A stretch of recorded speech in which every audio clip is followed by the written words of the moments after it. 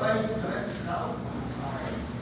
Ibig sabihin, operating leverage is that it measures our, alright, it measures our operating risk.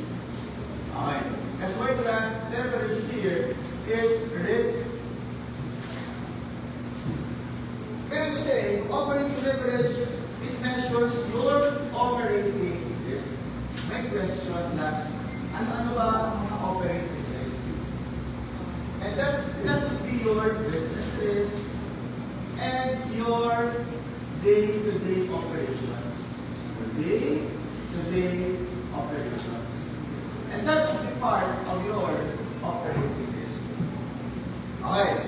Last, ano yung mga formula in computing for the degree of operating leverage? Diba last time, in your CVP analysis, we discussed about operating leverage. Ano nga yung formula class?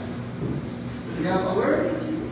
Very good. You have your contribution margin and you will divide it by our earnings before interest. Okay? Earnings before interest and taxes. And that's the formula of our degree of operating leverage. Ano ba?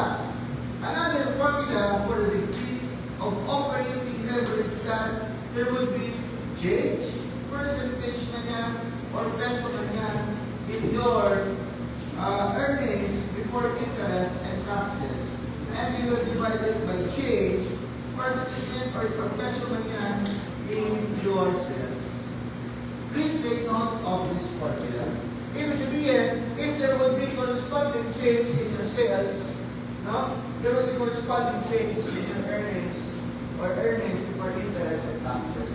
Kaya ang last yung mga formula wherein, pag may change in sales, itinaklas ang gamitin natin para mag-compute natin ng ating net income, shortcut, diba? If you notice in our discussion sa ating cost, volume, profit analysis. Okay, another thing, as part of the leverage is your financial leverage. What do you mean naman of financial leverage?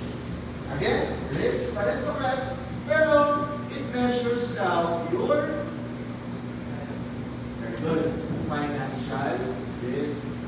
Okay, what do you mean plus of this financial risk? There are two kinds of financial risk. Ano yan? You have our, number one, yung ating interest